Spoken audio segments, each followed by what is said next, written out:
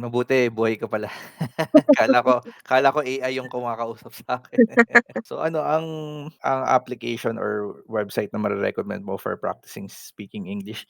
Actually, I practice my English in Preply, if you know Right. Preply. Pero may bayad kasi yun, eh, parang meron kang English tutor dun.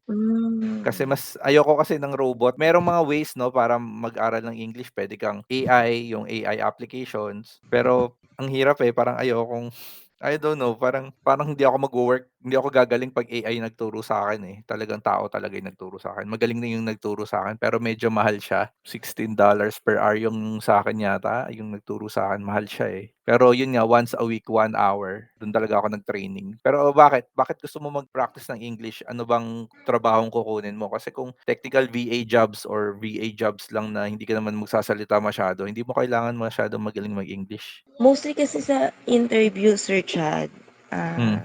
ang 'pag first time ko kasi, eh, medyo name-mental block pa ako 'pag sa interview. Ilang interview na yung nagawa mo? At 2 interviews. Normal lang yun.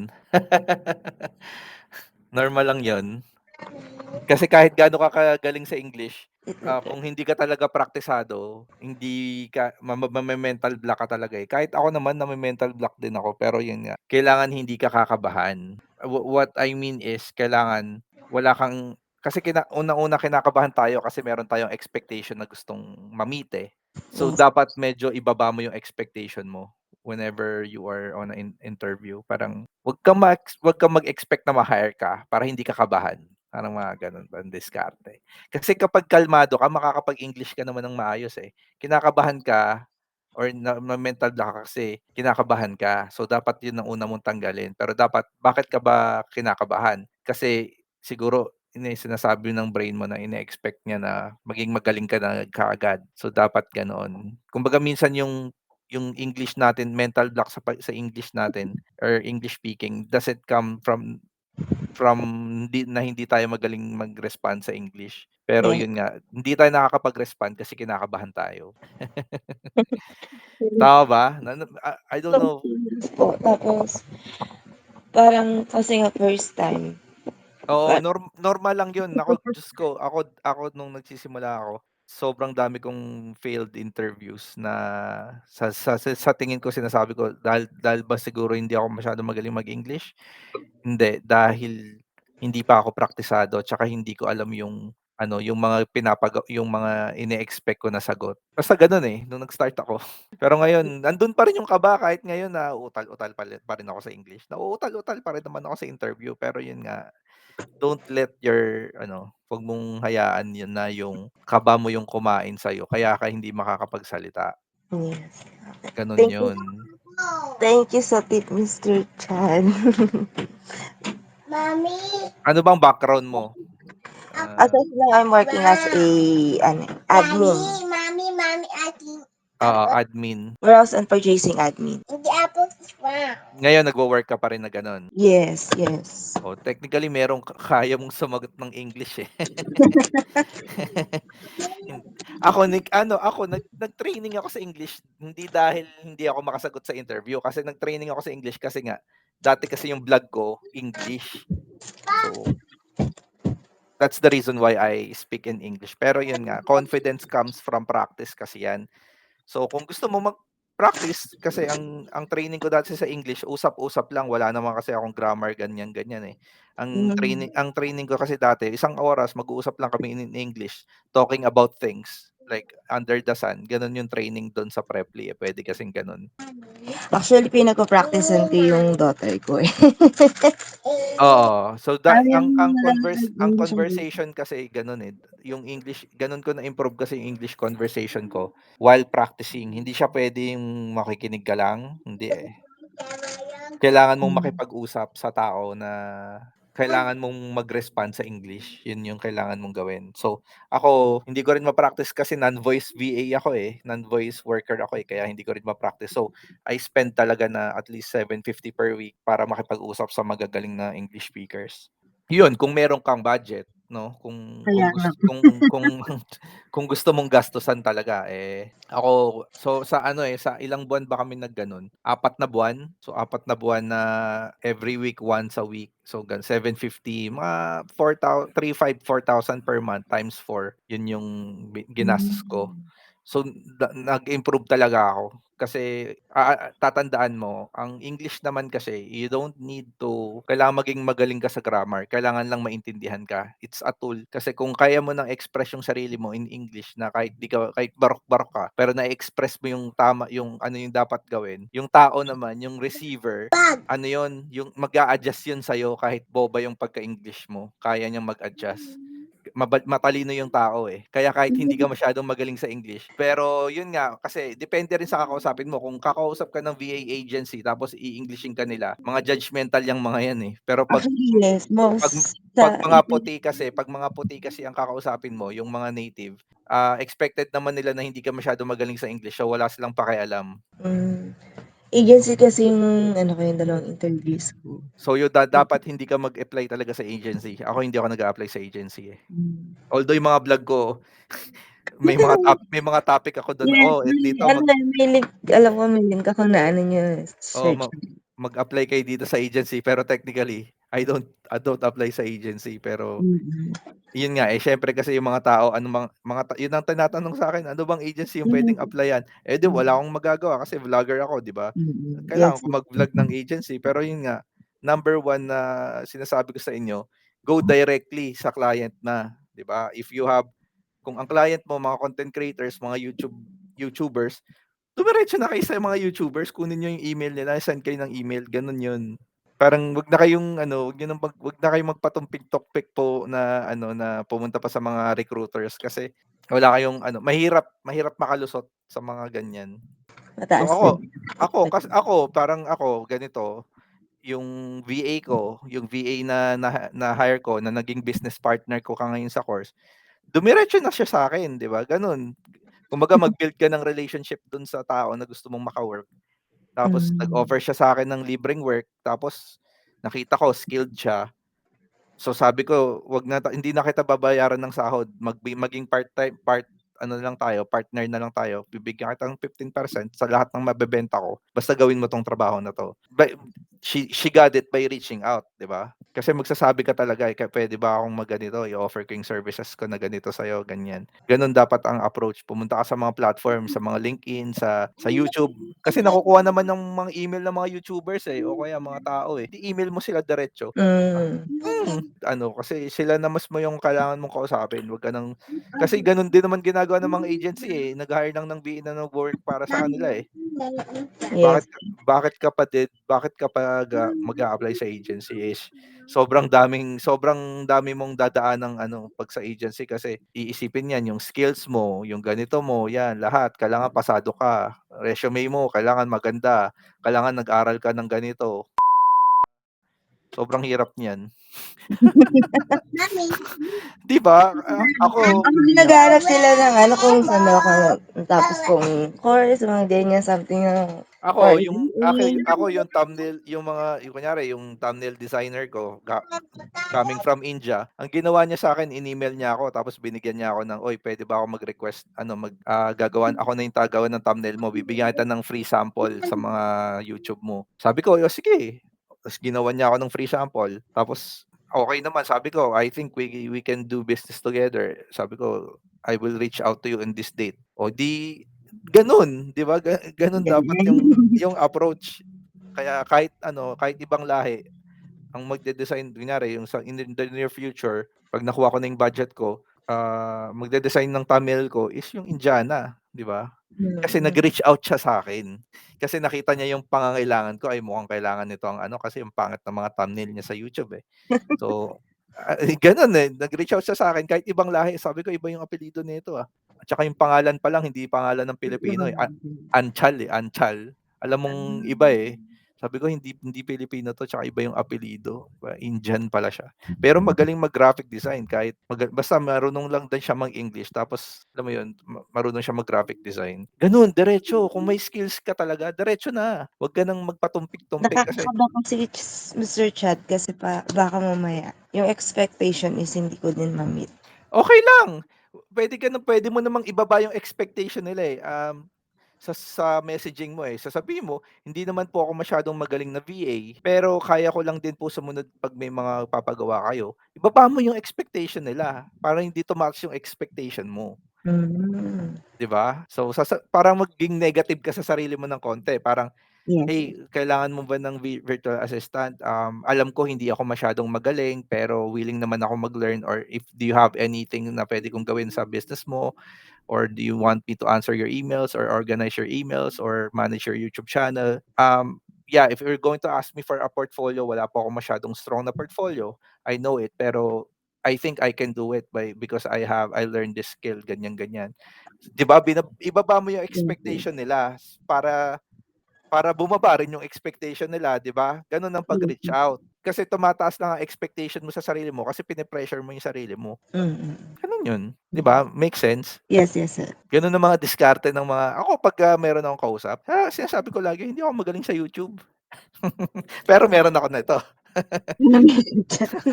'di ba? Hindi po ako masyadong magaling, ganyan. Lagi kong binababa yung sarili ko. Baba mo yung sarili ko, pero bigla kang kakabig at the end, like, "Hindi po ako magaling, pero alam ko lang po yung ginagawa sa pag-YouTube, alam ko lang paano mag-optimize, pero hindi ako masyadong magaling." Yes, yes, yes. 'Di ba nakita mo yung iba versus na, kaya ko yung ganyan, kaya kong magbigay ng resulta, ito yung mga kayang gawin. Parang, 'di ba, parang off yun. Yes. Yun nga, maging negative ka sa sarili mo, yun yung the best way, eh. Para tumaas yung positivity nila, parang, "Ay, oo, hindi, okey lang kahit di ka masyadong magaling." Gano'n na yung sasabihin ng tao kasi sinabi mo na, eh, parang inamin mo na, 'di ba? Ang sasabihin sa'yo Hmm. ng tao niyan, "Ay, okey lang kahit di ka masyadong magaling basta marunong ka mag-ganito, ganyan. Marunong ka ba mag-ganito?" "Opo, marunong ako mag-ganyan." Oh, Hmm. gano'n lang. Bubukas ang pinto kapag nagpakumbaba ka, sinasabi ko sa inyo. Yun lang hindi naiintindihan ng iba, Ang eh. ganda ng ano, ng pagkakasabi mo nun, Sir Chad. Ha? Ay, di ba meron? Bubukas ang pinto kapag nagpakumbaba ka. Tama yun kasi mga yung mga basic psychology na kailangan niyong intindihin na hindi niyo matututunan ka sa mga course guro kasi yan ay inaaral ng psychologists. Mhm. Psychology yun, eh, kapag alam mo yung Yes, tao nakikita mo na hindi siya magaling, 'di ba gusto mo siyang tulungan, parang yes. gano'n. Versus na yung tao nagmamagaling sa'yo na parang nayayabangan ka pa, 'di ba, parang gano'n. Yun lang yung mga technique ko, lagi kong Yes, ginagawa yes. 'yan. Everytime 'yan 'pag may mga ano ako, may mga discovery call, lagi kong binababa yung sarili ko, sabi hayaan ko silang mag-ano, magyabang. Hmm. Ang ginagawa ko, binababa ko yung sarili ko. Parang 'pag magtitinda ako ng kunyari yung course ko, mag-ila-launch akong YouTube, yung course ko hindi masyadong maganda 'to, parang parang gano'n ang approach. Parang yung course ko wala kayong masyadong matututunan dito. Pero yun nga, eto yung impact nito, kikita kayo ng passive income kapag nagawa niyo ng tama. Yung mga gano'n ba. Yun, nawala ka. Sorry, Miss Richard, nawala ako. Saan mo ba ginagamit 'to, sa application mo sa cellphone? Yes, sa phone lang. As of now, gamit ng daughter ko yung ano, eh. Oo. Pero okey naman yung application sa kunyari sa Circle. Yes, Paano mo siya oo. nakita na nag-live, nag-pop up siya? Nag-pop up, nag-pop up. Nag-pop up siya sa cellphone mo, Mm, gano'n? mm. May Galing ano? may nakita rin ako, eh, nakalimutan ko kung anong date, pero hindi ako naka-join kasi may Mm, work ako. Ngayon kasi nakalibang. mm. So Kaya yun 'no, nag-try ako. maganda 'tong Circle na 'to, eh. Hindi ko pa siya masyadong kabisado kaya ito ginagamit ko siya para maintindihan ko kung paano siya gumagana. Pero technically, parang feeling ko Wati-wati. maganda, maganda, 'di ba? Tignan mo yung interface, ang ganda. Maganda actually, phone lang gamit ko pero clear ano siya, Mm. clear naman. So yun 'no, wag kang masyadong kabahan sa interview, tsaka piliin mo yung papasukin mong interview. Kasi nga pipili ka, parang ganito 'yan ang mentality, pipili ka ng laban na siguradong mananalo ka. Kumbaga, 'wag mong aksayin yung oras mo sa bagay na mahirap gawin. So, kung mahirap gawin, dun ka sa madali. Tandaan mo mas madaling magtiwala sa'yo ang stranger kaysa sa mga Pilipino, promise 'yan. Totoo. Mas madali kang kumbaga ang gawin mo ganito, maglista ka ng 1,000 business professional sa LinkedIn, pumunta ka dun, tapos mag-reach out ka. Reach out mo lang. Yes, yes. Oo, sabihin mo lang, "Sir," kunyari virtual assistant ka, "I'm a virtual assistant in the Philippines." Tanungin mo lang, "Do you think you need a virtual assistant to help you with your daily tasks?" Ganun lang, 1,000. Mag-send ka ng 1,000 klaseng ganong message. Promise may makukuha ka diyan. Diyos ko Copy po. to this, Mr. Chad. I think this is my magiging tawag Ano? dito, to do for a Oo, month. maglista ka kumuha ka ng spreadsheet, pumunta ka sa LinkedIn, maglista ka ng mga business owners na target mo. Depende sa'yo kung ano 'yan, mga coaches ba 'yan, ganyan, ganyan. Mag-reach out ka sa kanila 'no. So, Mm, mag-offer ka ng service mo for ano, if you want to test, I'm giving you like 7 days for free for my virtual assistant services so to see if I can do you or help you with your business. Ibigay mo lang 7 days. Free, like sige 2 po. hours per day, 2 hours of your time per day. Bigay mo lang, you serve first. Ganun ganun ang mundo, eh. Magugulat ka diyan na may matatalisod ka. Ganyan ganyan naman ako dati, eh. Nagre-reach out lang ako, "Hello, do you need a virtual assistant for your daily task?" Ganyan, ganyan. Sasabihin ng ibang tao, "Ay hindi na po ako." Pagsabi dun or pagsabi na hindi nila kailangan, sagot mo ay, "Do you think you know someone who needs a virtual assistant? Can you please refer me?" Oh, 'di ba? Oh, at least hindi ka na-hire, meron kang reply. Kung ni-refer ka man nila o hindi, at least you tried, 'di ba? Oh, yes, yes. Mm. At least meron kang chance. O baka magulat ka pa sa'kin makatalisod ka ng ano, "Ay, okey hindi ko na kailangan si Coach Chad. May client na ako." Babalitaan kita, Mr. Chad, kapag nag-start na ako din kapag meron akong Oo, na natalisod.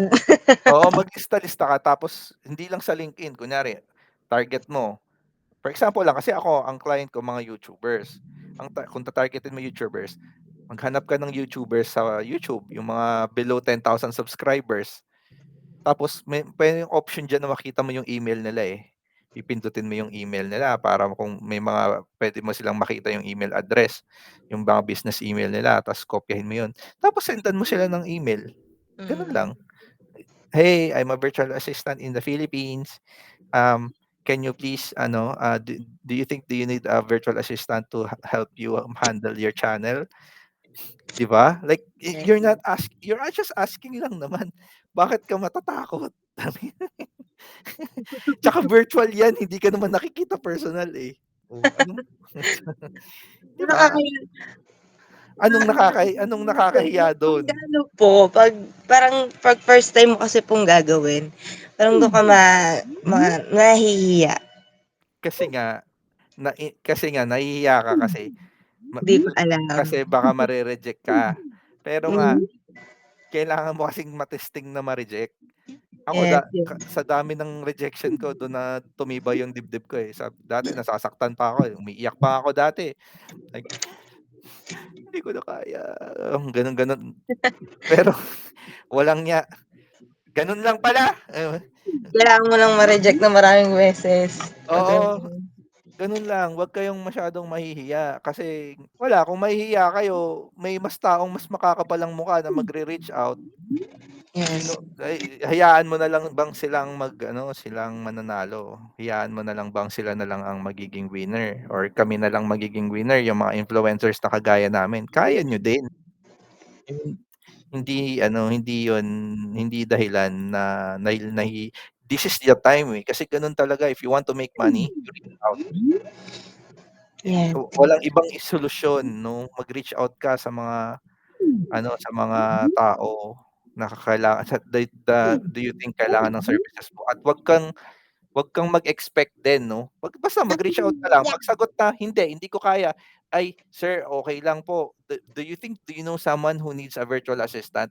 I offer a 7 days free trial, 2 hours per day of my services." O, 'di ba? So, Yes, yes. siyempre pagka may offer na ng free service, ay, libre pala. Ay, Hmm, teka lang, ako kailangan ko. kailangan 'Di ba, mag-iibang kulay nun. Ay, libre naman pala, hindi pala 'to ano, sige testingin ko nga 'to. Sasabihin ko sa'yo 'pag na-testing ka niyan, bubukas ang ano, bubukas ang langit. Kasi gano'n ako, eh, bilang isang alam ko 'yan kasi ako bilang isang tao gano'n, eh, bilang nagsisimulang business owner. Nag-reach out sa'kin yung partner ko ngayon, sabi niya, "Okey lang," sabi niya. Sabi ko, magkano naman ang rate mo?" Yun ang sagot ko, eh, "Magkano naman ang rate mo?" Sabi ko, "Kasi baka hindi kita mabayaran, masyado kang highly paid." Sabi niya, "Okey lang po kahit wala pong masyadong bayad, basta sabihin niyo lang kung anong gagawin ko." Tinesting ko siya, ito go high level, eh, pasok ka sa go high level account ko. Magaling, sabi ko, "Marunong." Aba, sabi inoperan ko, "O sige para motivated ka 15% kada benta natin." Oh, eh, 'di ba? So, mag-o-open ba 'yun kung hindi siya nag-reach out? Oo, hindi. 'di ba? Parang you have to you have to understand that na kapag hiniling mo kay Lord, ibibigay sa'yo. Pero 'yun nga, you have to knock on the door, 'di ba? Yes, Knock and you shall receive, 'di ba? yes, yes. Kasi hihingin mo sa kanya, hindi ka naman kumakatok sa pinto, hindi Walang rin.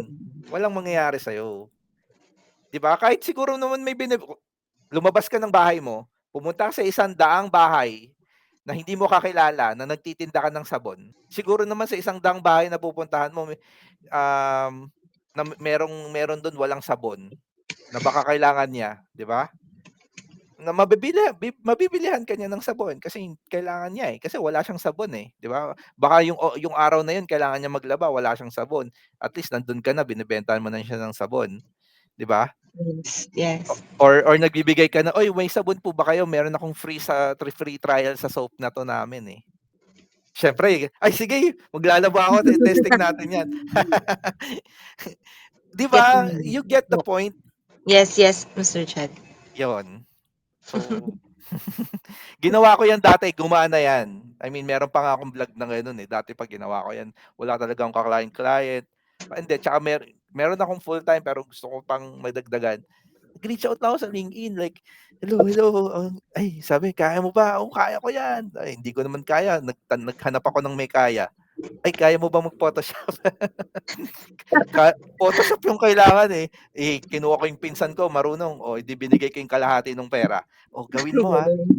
Galing, At least galing. nagkapera ako, 'di ba? Natulungan ko pa yung pinsan ko na nakatanga lang. Hmm. Yes, yes, Hindi yes. mo kailangang maging magaling. Kung meron kang alam na marunong, makipaghati ka. O, sa'yo 50-50 tayo, ako lang kakausap, ikaw gagawa. Oo, sige. Gano'n ang diskarte Galing. muna, diskarte lang. Hindi puro patalinuhan 'yan, puro ano Hmm, lang 'yan, diskarte lang. Kaso yeah, nga lang good. kailangan mo ng ano, eh, someone na magsasabi sa'yo nito, eh.